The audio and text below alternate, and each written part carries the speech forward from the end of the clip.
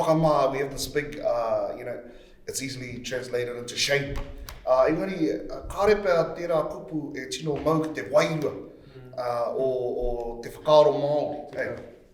And I say that word doesn't fully encompass what whakamā means, because as Donnie, you picked up on a good point, it also means self-reflection, but it also means, to be in a state of enlightenment and in a state of awakeness.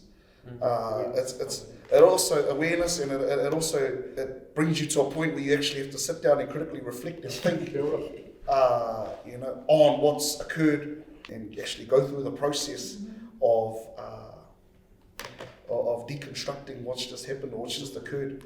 And sometimes, for some people, they've got to go through it a number of times before the penny drops. But I roto I ngā kōrero mea, na kai roto I te pauritanga, te maramatanga e whitianga. And in darkness, there is light. And so for our people, it's about finding their light and also having supportive people around them to help them find their light, or to guide them to that light and bring them back, to the world in which we know they're more than capable of being and living and looking after their whānau. Being whakamā, it's not totally about belittling, about looking at it from a negative perspective, because actually at the same time, being whakamā is a state of critically thinking, being in a state of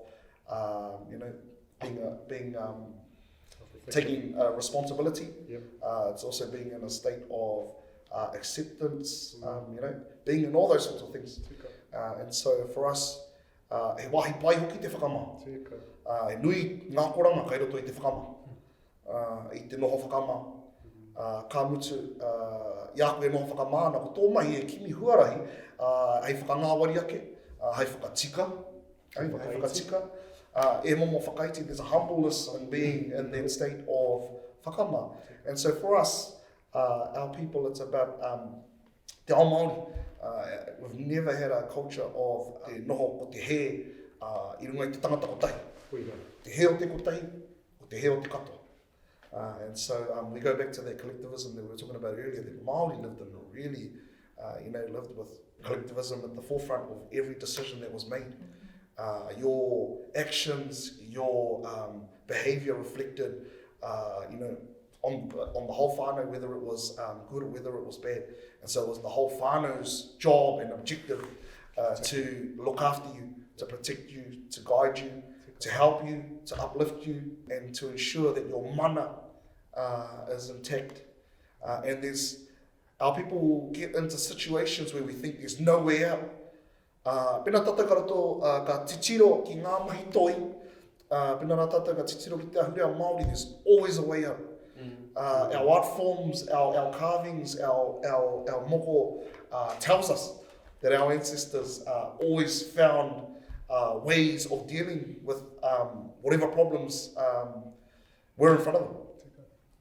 And so how can we not take these examples that we see all around us in our whare, on our whenua, all our hitore, all our kōrero, and not be motivated and not be inspired by the great feats that our ancestors, that they accomplished in their time.